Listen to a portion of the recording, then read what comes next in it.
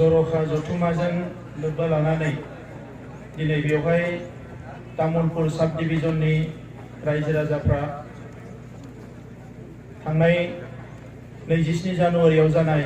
थामथि बर' गोरोबथानि दैदेनगिरिफोरखौ बरायनाय जि हाबाफारि लादों बेवहाय बाहागो लाफैनो हानाय एनडिपि प्रग्रेसिभनि आफादगिरि गबिन्द बसुमतारी, एनडिपिएसनि गाहाय नेहाथारि बि फेरेंगा, बे हाबाफारियावनो बाहागो लानो हानाय एनडिपि प्रग्रेसिभनि मिरुनि दैदेनगिरि लोगोफोर, इउपिपिएलनि आफादगिरि बारग' रायजो सभानि एमपि उरखाव ब्रह्म, दुलाराय बर' फरायसा आफादनि बारग' आफादगिरि आथिखालनि एमसिएलए रोंगोरा नार्जारी, एमसिएलए बिथांमोन, बाहागो लानो हानाय पिपल जयेन्ट एक्शन कमिटिनि दैदेनगिरि नोंथांमोन,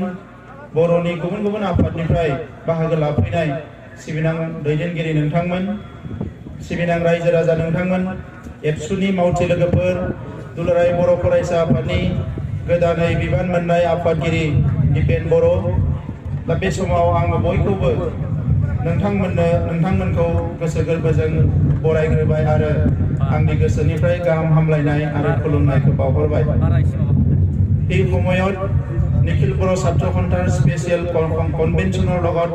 সংগতি ৰাখি তামুলপুৰ সাব ডিভিজনত তৃতীয় বড়ো চুক্তি স্বাক্ষৰকাৰী তথা এই চুক্তিত নেতৃত্ব দিয়া নিখিল বড়ো ছাত্ৰ সন্থাৰ এনডিবিৰ নেতৃবৃন্দক সম্বৰ্ধনা জনাবলৈ যি সভা অনুষ্ঠিত কৰিছে, ইয়াত উপস্থিত হোৱা এনডিবিৰ নেতৃবৃন্দ, নিখিল বড়ো ছাত্ৰ সন্থাৰ নেতৃবৃন্দ, উপস্থিত মোৰ শ্ৰদ্ধা ৰাইজ, মই আপোনালোক সকলোলৈ মোৰ হৃদয়ৰ পৰা মৰম আৰু নমস্কাৰ জনাইছোঁ আৰু সকলো দিশৰ পৰা সহায় সহযোগিতা কৰা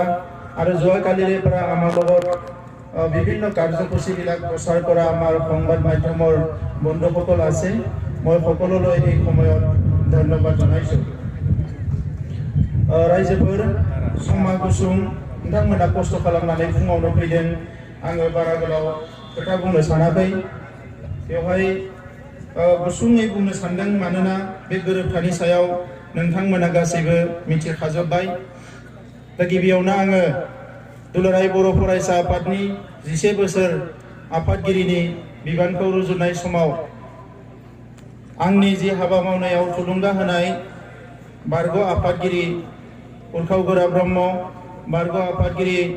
रोंगोरा नार्जारी आरो जेसेबां बेवहाय सिनियर दैदेनगिरिफोर दङ बिथांमोननो आङो गिबियावनो साबायखर बावबाय। बड'लेण्ड सोमावसारनायखौ गोख्रोंसिन महर होनो सिजफायार जानायनि उनाव गोबां थासारिनि गेजेरजों मोगा मोगि जानानै 2013 मायथाइनिफ्राय बांसिन गोख्रों खालामनो खामानि मावनायाव गासैबो समावनो बैसोगोराब्लाबो ज' जों खामानि मावबोदों आदा गबिन्द बसुमतारी बिथाङा अराय सम बिथांनि जि थुलुंगा दुलाराय बर' फरायसा आफादखौ मदद होनाय बे बाथ्राखौ जों मालाबाबो बावनो हानाय नङा। लोगोसे प्रग्रेसिभनि गासैबो दैदेनगिरिनिसिमबो आङो बे समाव एबसुनि जानानै साबायखर बावो। बे गोलाव समाव जायफोर एबसुनि हाबा मावनायाव मदद होबोनाय रायजो राजाफोरनिसिम आङो बे समाव साबायखर बावो। दुलाराय बर' फरायसा आफादा मैयानिफ्राय बे तामुलपुरावनो मोनसे जर'खा जथुम्मा जिरायदों आरो बे जर'खा जथुम्मानि गेजेरजों जोङो बे बिटिआर गोरोबथायाव मा मोनखो मोनाखै, इयुननि हाबाफारिया मा जागोन, बे गासैखौबो जोङो गेबेङै सावरायदों आरो माखासे थांखि लादों आरो बे थांखिफोरखौ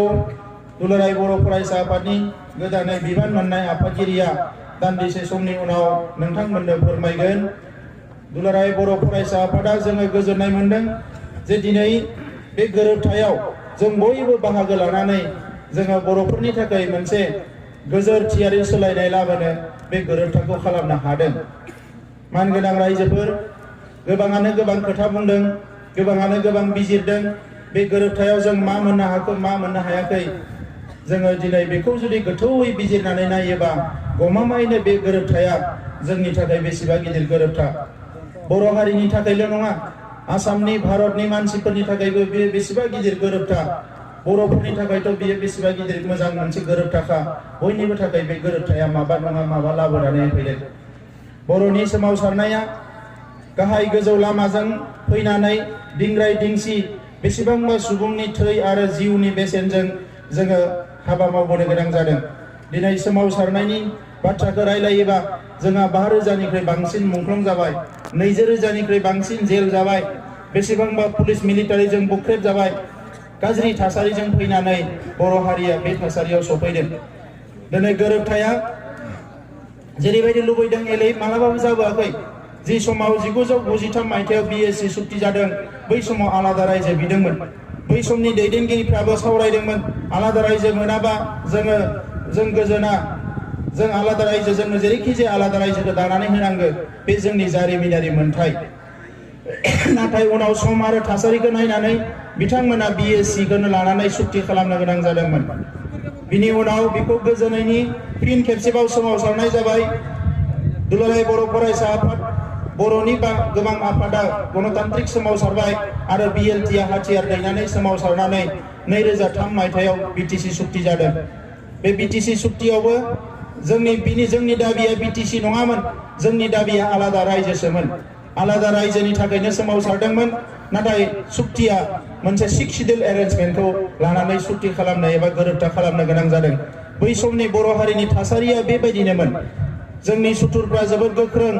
जोङो गोलाव सम सोमावसारोबा जोङो गासैबो बिथिंनिफ्राय थेर बेथेर जानो गोनां जागोन। आरो बेफोरखौनो बुजिनानै बर' दैदेनगिरिफ्रा सम सम नांगौ बायदि बिथांखि लानानै थांखि लानानै बे गोरोबथाफोरखौ खालामनानै हारिनि गेजेराव हां लानो हानाय, जिरायथ'नो हानाय माखासे थासारि दानानै होबोदों, जायनि थाखाय दिनै बर' हारिया मेङाजासे सोमावसारबाय थानो हादों। दा दिनैनि समाव जोङो नुबाय जे जोंनि जि हाथियार सोमावसारनाय NDPनि बियो 33 बोसोर जाबाय। NDP प्रग्रेसिभआ सिजफायार खालामदोंमोन 2005 मायथाइयाव। बिनिफ्राय फैनानै बायदिसिना गाज्रि थासारि जानानै NDPआ गावस्रानो गोनां जाबाय। खेबसे खेबनै गावस्रानानै मोनथाम बाहागो जाबाय। दिनै बियो जोंनि थाखाय साननो गोनां जादों। जों मानोना जों बयबो बुङो खौसेयानो गोहो। खौसे थानाय समाव जों गोहोआव थानो हायो, गावस्रा गावस्रि जायोबा जों लोरबां जायो। बेराफारसेथिं जोंखौ अनग्रा मानसिनि अनजिमाया जोबोद खम। सरकार सालायग्राफ्रा, राजखान्थि सामलायग्राफ्रा जोंखौ गोबां जेरैबायदि अननांगौ बेबायदि अना। बिथांमोना जोंनि थाखाय अराय सम माखासे कनस्पिरेसिफोरखौसो खालामो आरो बेवहाय गाब्र'नो गोनां जायोबा जों मालाबाबो ओंखारनो हाया। बेराफारसेथिं जोंनि जि राजखान्थि दङ, बे राजखान्थियाबो हारि दानायनि थाखाय नांगौ बायदि जायाखै। राजखान्थियाव जिरायग्रा मानसिफ्रा जोंनि सोमावसारनायनि हेंथासो खोथा बुङो, हेंथासो खामानि मावो। जों बयबो ज' जानो हानायमोनब्ला जोङो सोमावसारनायखौ आरोबाव गोलाव खालामनो हागौमोन, जोङो मोजां फिथाइ लाबोनो हागौमोन। नाथाय हारिनि जेरैबायदि बेले बेजे, बे गासैबो थासारिखौ नायनानै मोनसे गोरोबथा खालामनानै हारियाव सान्थि लाबोनानै, स्टेबिलिटि लाबोनानै, मोनसे मोजां थासारि लाबोनानै इयुननि हाबाफारिखौ रनसायनांगोन होननानै जोङो गासैबो दैदेनगिरिफ्रा सावरायदों। बे गोरोबथानि सिगाङाव थांनाय 10-15 बोसोराव बेसेबांबा गोब्राब खामानि मावनो गोनां जादों। आंनि बैसोआथ' एसे खम बैसोनि, नाथाय जोंहा आदा गबिन्दमोन बायदि, उरखाव गोरा ब्रह्म बिथांमोन बायदिया गोबाव समनिफ्राय खस्थ' खालामबाय। हर सान दिल्लीनि दरखं दरखं, दिसपुरनि दरखं दरखं, सोरबा पलिटिसियाननि न'आव हरनि 12टा-1टायाव थांनानै, सोरबा अफिसारजों हरनि 12टा-1टायाव रायलायनानै बेसेबांबा खस्थ' खालामनानै सोरजोंबा सोंखारि जादों, सोरजोंबा रायलाय जायाखै, सोरजोंबा दरजाखौ खेंनानै होजायाखै। मालाबा दिल्लीयाव थांनो आन्दलन खालामनो थाखा फैसा गैया, बेसेबांबा खस्थ', गावनि गेजेरावबो थासारिया मोजां नङा। बेबायदि समाव फैनानै नैबे गोरोबथाखौ खालामफैनाय जादों। दा मानगोनां रायजोफोर, बे गोरोबथाया जोंनो गोबां जिनिस लाबोनानै होफैदों। दिनै आसामनि मानसिफ्रा गोजोनदों, मानोना आसामा गावाखै, बेखौ लानानै बिसोरो गोजोनदों। दिल्ली दिसपुरा गोजोनदों, मानोना बिथांमोना सान्थि लाबोनो हाबाय, बेखौ लानानै सरकारा साक्सेस जादों। जोङो बर' हारिया गोजोनदों, मानोना जोंनि जोहोलावफ्रा जायफोर बांलादेश, म्यानमार, भुटानाव बेरायनानै बेसेबांबा सातजाल्ला गुलि जाहां जाहां, थैहां थैहां, माखासेयाथ' थैलांबायानो, बेबायदि थासारियाव थानानै दिनै मोनसे मान सन्माननि गेजेरजों गोरोबथा खालामनानै गावनि न'आव फैनो हादों। जेल जानाय जोंनि दैदेनगिरिया ओंखारनो हादों।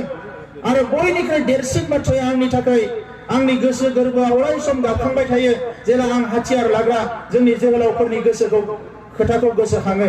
जों जायफोर हाथियार लायाखै, जोंनि बिब'फ्रा, जोंनि बिमा बिफाया एसेबाबो सान्थियाव दङ।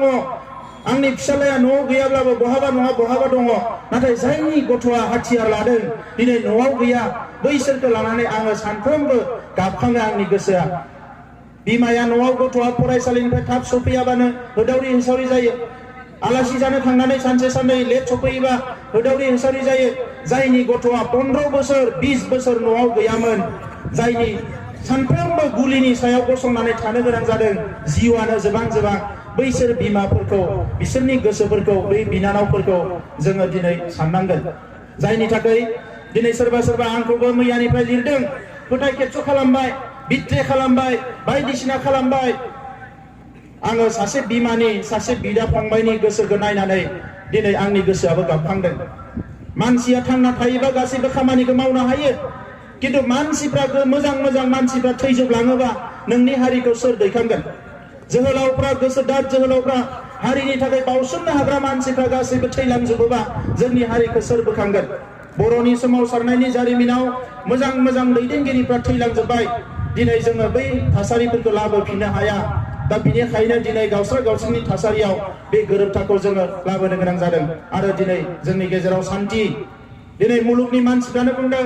भारतनि प्रधान मन्त्रिया दाख्लै फैनानै बुंदों बर'फोरनिफ्राय जोङो सोलोंनो गोनां दङ बिथांमोना दिनै गावसोरनि गेजेरावबो खौसेयै थांनानै सागान होनानै दिनै बर'नि गेजेराव हाथियार सोमावसारनायखौ फोजोबफैबाय आरो शान्ति गायसननानै लानो हाबाय शान्तिखौ बयबो लुबैयो मुलुगाव बियो बेसेबांबा गिदिर बाथ्रा आं बिथांमोनखौ साबायखर बावगोन दिनै बेसेबांबा दिनै NDBS निफ्राय म्यानमाराव दंहैयोमोन बिथांमोना जोबोद बायदिसिना थासारिनि गेजेराव जुजिनानै नाथाय बर'नि गेजेराव शान्ति लाबोनो बिथांमोना जे दिनै ओंखारबोबाय जेरैखि जाया फैनानै सागान होनानै दिनै जोंनि गेजेराव शान्ति लाबोनो हाबाय आं बिथांमोनखौबो साबायखर बावगोन NDB प्रग्रेसिभखौ साबायखर बावगोन गेजेराव गोबां गाज्रि थासारि फैदोंमोन नाथाय गोसो हमथानानै जेरैखि जाया नैबे समसिम लाबोनानै मान सन्माननि गेजेरजों मोनसे सुक्ति खालामनो हाबाय बे गासैबो आफादफोर NDB नि रन्जन दैमारि बिथांखौबो आङो साबायखर बावदों दिनै जोंनि गेजेराव जोंनि थासारिखौ जोंनो दानांगोन रायजोफोर बे सुक्तियाव मा दङ जोंनि सिमाया अरनायनि मोनसे लामा फैबाय जोंनि सुबुं अनजिमाखौ जों लुबैनाय बायदि बानायनानै लानो हानायनि मोनसे लामा फैबाय बे गोरोबथानि गेजेरजों बाहेरानि बर'फ्रा BSC BTC आव जेबो मोनैफोरनि थाखाय दिनै बिथांमोनाबो सोमावसारदों थैदों जिउ होदों बिथांमोना दिनै बड'लेण्ड बर' कसारि अट'नमास काउन्सिल मोनबाय कार्बि आंलंनि इस्युआ दानो खम समनि गेजेरावनो सुस्रांजानांगौ होननानै बे गोरोबथायाव लिरनाय दङ बेजों लोगोसे दिनै BTC आव पुलिस डिसिफोरखौ जेबो बुंनो हायामोन दिनै पुलिस डिसिफ्रा जोंनि खोथा खोनासंनांगौनि माखासे बेवहाय बे गोरोबथानि गेजेरजों जों गोहोखौ मोनबाय बे गोरोबथानि गेजेरजों दिनै जोङो आरोबाव गोबां जिनिस मोनबावनो हादों जेखौ आङो बुंनानै फोजोबनो हाया दिनै खेराइसालि जोङो मोनदों खेराइया बर'नि बयनिख्रुइबो गोजामसिन देरसिन जोंनि हारिनि हारिमु सिनायथिया जोनोम जादों खेराइनिफ्राय आरो थांनाय मोननै सुक्तियाव बे खेराइनि जेबो गैयामोन नाथाय दिनै जोङो भेरगावआव मोनसे खेराइसालि लुनो हागोन जेखौ मुलुगनि मानसिफ्रा नायनानै नुफैगोन बर'फोरनि खेराइया मा बे गोरोबथानि थाखाय कुमारिकाटायाव बाथौनि सायाव मोनसे जोंनि गोजामसिन बाथौ धोरोमनि मोनसे फसंथान बेवहाय गायसननो हानाय जाबाय बै समावनो बिदोंमोन सेन्ट्रेल इउनिभार्सिटि दिनै सेन्ट्रेल इउनिभार्सिटिखौ जोङो बड'फा उपेन्द्रनाथ ब्रह्मनि मुङावनो मोननो हाबाय जोङो NIT मोननो हाबाय जोङो गोबां जिनिस बेवहाय दङ दिनै जोंनि भेन्सार स्कुलनि मास्टारफोर भेन्सार कलेजफोर बोसोर फोरोंनानै रिटायार जालाङो बेथन मोना बै मानसिफ्रा दिनै बेसेबांबा खस्थ' जायो जोङो नैबे गोरोबथायाव जों रायलायनानै बड'लेण्ड ओनसोलनि जेसेबां स्कुल कलेज दङ सागान होजासिम दाख्लै 27 जानुवारिसिम गासैबो प्रभिन्सियेलाइज जानांगोन होननानै लिरनानै लाना फैदों आरो बेखौ सरकारा खालामनानै होनांगोन बेवहाय खुनु क्राइटेरिया गैया बड'लेण्डनि बाहेरायाव थानाय जिखिनि फरायसालि दङ बेबो प्रभिन्सियेलाइज जानांगोन बर'फोरनि जे सेपारेट डाइरेक्टरेट बिदोंमोन बेयो जेरैखि जाया गायसनजानांगोन बे सुक्तियाव बे गोरोबथायाव लिरनानै लाबोदों हा हुनि खोथा BTC ओनसोलनि हा हुआथ' बिनि गोहोआ जोंनियावनो दङ नाथाय BTC नि बाहेरनि बिटिआरनि बाहेरनि जिफोर हा हु बेवहाय बे लेन्ड ब्लकनि बाहेरायाव थानाय जोंनि मानसिफोरनि हाया रैखाथि गैया नैबे गोरोबथायाव रोखा लिरनाय दङ बेवहाय जेरैखि जाया बे हाफोरा गोदान मोनसे आयेन जानानै जोंनि मानसिनि सायाव जोंनि मानसियानो रैखाथि मोननांगौ बेनि अनगायै दाख्लै बावै फोसावदों 1500 कौटि थाखा फैगोन बे 1500 कौटि थाखाखौ सोरबा बुंदों आं ओरै खालामगोन आं ओरै खालामगोन ओरै राननानै होगोन जों बुंदों बे 1500 कोटी थाखाखौ लामा दालां बानायनो मोना लामा दालां बानायनो आसाम सरकार भारत सरकारा फैसा हरखायो लाबोनोसो रोंनांगोन नाथाय बे फैसाया गोरिब गुन्द्राफोरनि जायनि थाखाय जों जुजिदों जाय गोरिब गुन्द्राया दिनै मोजाङै ओंखाम बोथिनै मोनजायाखै जाय जोंनि लाइमोनफ्रा दिनै स्कुल कलेज गारनानै बेकार जानानै दङ बिसोरनि राहा लामा बानायनायावसो नैबे 1500 कोटी थाखाया बाहायजानांगोन अब्लासो सुबुंनि जिउनि मानदान्दाया जौगागोन दा नंखायनो रायजोफोर जोङो बे सुक्तिखौ लानानै दिनै गासैबो जोङो मोनसे सिमां मोगथां जोङो नुदों आलादा रायजोखौ गारबाय फाइनाल गोरोबथा होननानै लिरदों बायदिसिना गोबां भइस होदों बे फाइनाल गोरोबथा माबा गोरोबथा बे जेबो नङा रायजोफोर सरकारासो सानदों फाइनाल जोंखौ जोंनि गोसोआव सेमि फाइनाल ना फाइनाल जोंसो थिग खालामगोन बेखौ नों उखैनायखौ नों मोनजायाबा नों गांनायखौ नों लोंनो मोनाबा मा फाइनाल जानो बेला 100 बार फाइनाल जागोन बियो दा बेखौ लानानै साननांगौ जेबो गैया गोसो गोरबोआसो सोरबाया आं दाखालि बुंदों मैया सासे आंखौ बुंहरदों मैया जोंहा बुदों बलम आदायाबो बुंदों जे बड'लेण्डखौ सोरबाया जौआव गलायनानै लोंनो नागिरनाय खोनानाय खोथाखौसो बुंदोंमोन आङो दाखालि बावै सोरबा सोरबा बेबायदि खालामनो नागिरो नाथाय जोङो बेखौ बिखायाव सोनानै लानांगोन मानो बड'लेण्ड होननाय सोदोबा बर' हारिनि जिउ रेखा बेजोंसो बर' हारिया थांना थागोन बे बड'लेण्ड सोदोबजों बर' हारिया थांना थानायनि सिमां नुयो बड'लेण्ड सोदोबजों बर' हारिया खौसे जायो बड'लेण्ड सोदोबजों बर' हारिया जुजिनायनि गोहो मोनो बड'लेण्ड सोदोबजों बर' हारिया गावनि हारिखौ सोद्रोम जौ जुवा दायना बुथारनाय खोमसि फोथायनाय गासैनिफ्राय उदां खालामनानै गेरेमसा हारि दानायनि सिमां नुयो बे बड'लेण्ड सोदोबजोंनो दा बेखौ लानानै रावबो गोनो गोथो जानो नाङा ओंखायनो बिएसि जादों बड'लेण्ड अट'नमास काउन्सिल बिटिसि जादों बड'लेण्ड टेरिटरियेल काउन्सिल दिनै जादों बड'लेण्ड टेरिटरियेल रिजन बे जोंनि गोरबो सिंनिसो आरो आं मिजिंथियो आं हास्थायो दिनै जोंहा सिलाइनि आन्दलना जोब्बाय दिनै राजा लामानि आन्दलना साननैसोनि थाखाय जोब्बाय दायो जोंनि बर'नि जेसेबां जोंहा हाथियार सोमावसारनाय दैदेनगिरिफोर जायफोरा बिखायाव माखासे सिमां दङ बर' हारिनि थाखाय जों बयबो खौसे जानानै हारि जौगानायनि खामानि मावनांगोन जोङो साननैसोनि थाखाय राजा लामानि सोमावसारनायखौ दोनथ'गोन एबार जोंहा फोथारखौ नायनांगोन जोंनि माइ दुब्लियाव मा जानानै दङ जोंनि बिदा फंबाय बिनानावफ्रा ओंखाम मोनजायैनि गुजरात हारिनियाव थांदों बिसोरखौ लानानै फैफिननांगोन गावनि बिमा बुरैखौ न'आव थानानै नायनो हानाय जानांगोन गावनि बिफा बुरैखौ न'आव थानानै नायनो हानाय जानांगोन बेवहायनो आबाद मावनानै जि दानानै बायदिसिना खामानि मावनानै जानो हानाय जानांगोन बिनि थाखाय जों खामानि मावनांगोन आरो जों बिदा फंबाय बिब' बिनानाव बे 15 लाख बर'फ्रा खौसे जानानै सानोबा जोंनि न'खरखौ जोङो साबस्राखांहोनो हायैनि जेबो गैया रायजोफोर जों बेखौ हागोन जों बिनि थाखाय खामानि मावनांगोन आं बारा गोलाव बुंनो सानाखिसै